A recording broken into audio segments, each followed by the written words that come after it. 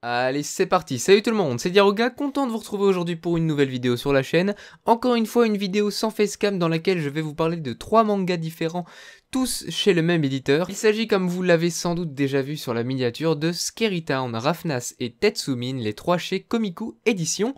C'est parti.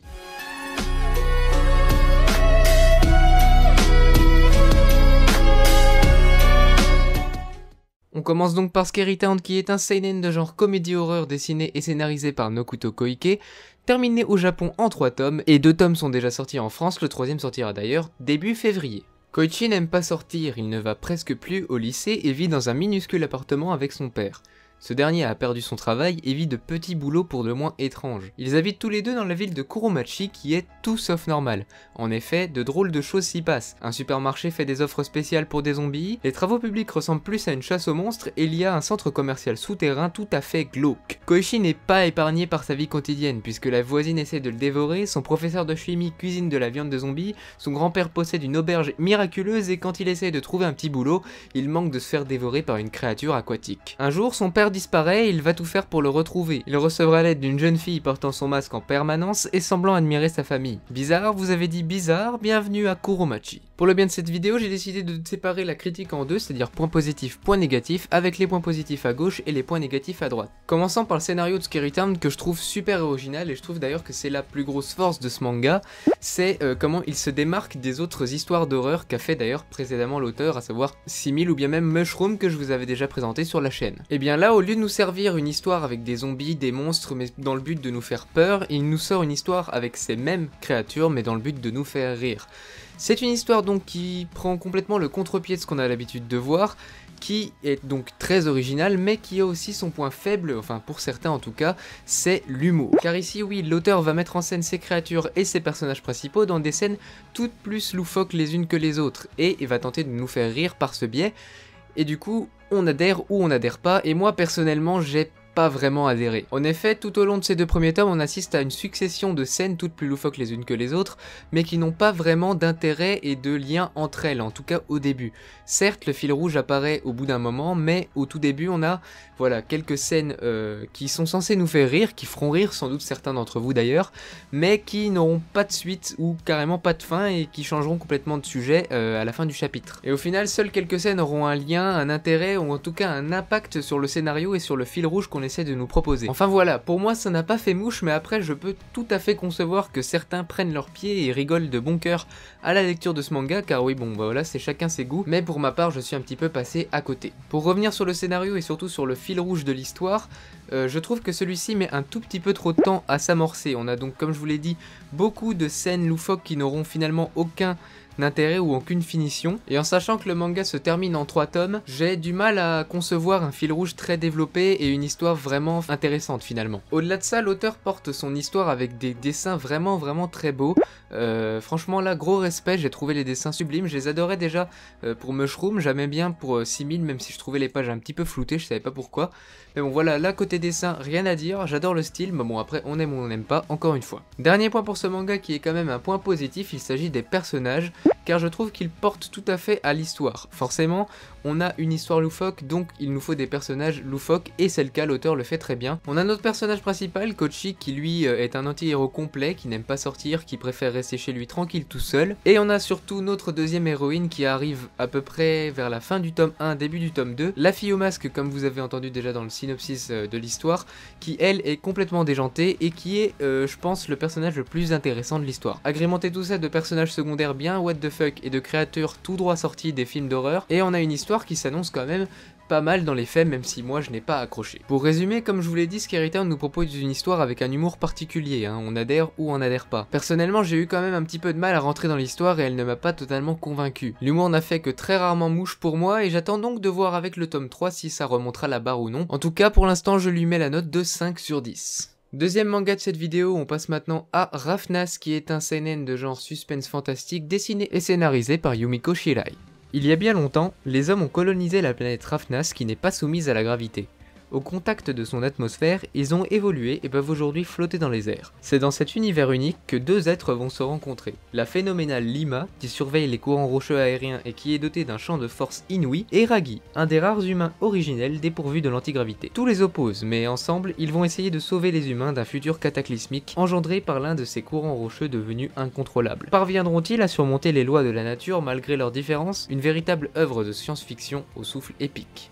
Bon alors tout d'abord, l'une des premières choses qui pourrait en rebuter certains à la lecture de ce manga, c'est tout simplement le style de dessin, car il y a un dessin quand même vachement particulier, mais personnellement je le trouve super beau. Côté scénario, je l'ai trouvé super bien travaillé, même si ça aurait quand même mérité un petit peu plus de développement, et que 2 tomes, c'est quand même vachement court pour ce qui nous est proposé. On a ici un univers avec plein de mécaniques complexes, un univers de science-fiction qui pourrait même avoir un manga de 10, 15 voire 20 tomes, mais là on a que 2 tomes et c'est un petit peu dommage. Au-delà de ça, la romance qui nous est proposée est bien ficelée et n'est surtout pas cliché, et ça c'est quand même assez cool parce que bon, on a de plus en plus de mangas avec des romances bateaux et ça fait du bien d'avoir une romance qui sort de l'ordinaire. La situation géopolitique est intéressante aussi, je n'en dirai pas plus pour pas vous spoiler, surtout que c'est une histoire en 2 tomes donc ça se lit quand même assez vite, mais voilà, je l'ai trouvée intéressante, mais comme je vous l'ai dit précédemment, j'aurais aimé qu'il y ait un peu plus de tomes, un peu plus de développement, car ça en aurait mérité plus, tout simplement. De leur côté, les personnages sont attachants, la romance comme je vous l'ai dit, donc entre les 2 personnages principaux est cool, j'aime beaucoup le héros, j'aime beaucoup son caractère, et notre héroïne est une femme forte donc ça fait plaisir.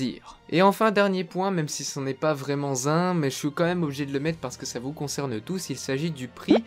C'est un point négatif pour moi, en tout cas pour vous, puisqu'il s'agit quand même d'un manga à hauteur de 15 € le tome, ce qui fait vachement cher pour ceux qui n'ont pas vraiment le budget, donc voilà, il va falloir faire un choix. Est-ce que vous allez vouloir vous lancer dans une série en 2 tomes qui coûtera donc 30 balles pour 2 tomes, même si l'édition est cool, l'édition est un petit peu plus grande, voilà, je trouve que ça ne vaut pas vraiment son prix. Il n'y a pas de page couleur déjà, c'est pas vraiment à la hauteur de son prix comparé à d'autres éditions du même format qui nous proposent un petit peu plus de bonus, que ce soit des pages couleurs ou tout simplement des croquis.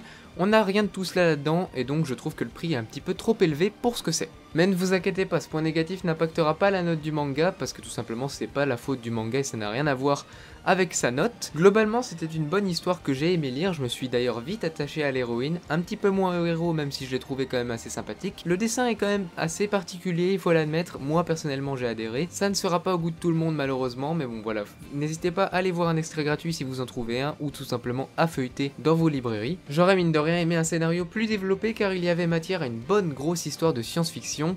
C'est dommage, je lui mets donc la note de 7 sur 10. Troisième et dernier manga de cette vidéo, il s'agit de Tetsumin qui est un seinen de genre suspense science-fiction dessiné et scénarisé par Sugahara Keita, terminé au Japon en 3 tomes et 2 tomes sont déjà sortis en France. Miro, qui habite sur la petite île de Sasarai, coincée entre la mer et la montagne, vient d'entrer au lycée. Mais le quotidien de cette jeune fille timide et craintive va être bouleversé par l'intrusion de mystérieux envahisseurs qui se cachent parmi la population. Qui sont-ils et qui a déjà été remplacé? Pour commencer, je vous rappelle qu'il s'agit d'une histoire en 3 tomes, donc une histoire qu'on aura vite bouclée et avec un scénario pas forcément développé sur la longueur. Ici, tout s'enchaîne très vite, on a des personnages présentés assez brièvement quand même, mais je trouve que ça se porte très bien à ce genre de série courte finalement. La personnage principale est aussi assez intéressante, bon, elle peut en agacer certains certes, mais on a affaire à un personnage qui a peur de tout, qui est super timide et qui doit faire face à des envahisseurs, à des trucs vraiment terribles, donc c'est vachement intéressant à suivre. Et côté des autres personnages, j'ai pas vraiment grand chose à dire, hein. Vu que c'est une série assez courte quand même, une série terminée en 3 tomes, il n'y a pas un énorme développement, donc on va pas forcément s'attacher énormément aux personnages, mais bon, ça fait le café et pour ce genre de série, ça suffit. Concernant le scénario du manga en lui-même, j'ai trouvé intéressant, bon, pas forcément très original, mais voilà, voir des envahisseurs qui ressemblent à des robots derrière des masques d'humains, voilà, moi j'ai trouvé ça assez cool. L'auteur les met bien en scène, donc pas de souci là-dessus. Enfin, mine de rien, petit bémol côté dessin, voilà, j'ai vraiment pas accroché au style de l'auteur. Je trouve certaines cases un petit peu trop vides de détails et surtout les visages, j'arrive vraiment pas à accrocher comme vous pouvez voir d'ailleurs actuellement à l'écran depuis tout à l'heure. Dites-moi en commentaire si vous aimez ce genre de dessin, personnellement c'est pas le cas mais voilà c'est un point vraiment subjectif, à vous de voir si le dessin vous plaît à vous. Globalement il s'agit d'une série qui a vraiment du potentiel, une série courte qui est donc idéale pour les lecteurs qui n'ont pas spécialement les moyens de se lancer dans une série avec beaucoup de tomes. J'attends de voir si l'auteur réussira à nous faire nous attacher un peu plus à ces personnages qui pour l'instant sont assez osef, j'avoue. L'idée des capacités des créatures est cool, j'ai donc hâte d'en savoir plus et de lire le tome 2 qui est déjà sorti et le tome 3 qui sortira en mars. Et j'ai donc décidé de lui attribuer l'honnête note de 6 sur 10. Et c'est sur cette dernière note que cette vidéo s'achève, j'espère qu'elle vous a plu. Si c'est le cas, n'oubliez pas le pouce bleu du soutien, le commentaire pour me dire si l'une de ces 3 séries vous plaît, si les 3 vous plaisent ou si en tout cas au moins l'une des 3 vous intéresse. N'oubliez pas également d'aller nous follow sur Twitter, c'est très important pour suivre notre actualité, que ce soit le Twitter de la Capsule Corp, le Twitter de Shiny pour tout ce qui concerne Bleach et mon Twitter personnel pour tout ce qui concerne les vidéos manga et toutes mes actualités finalement. Abonnez-vous à la chaîne si ce n'est pas déjà fait pour ne rien manquer des futures vidéos. Quant à moi, je vous retrouve très vite pour une prochaine. Ciao tout le monde, c'était Diaruga. Juba, Cimer.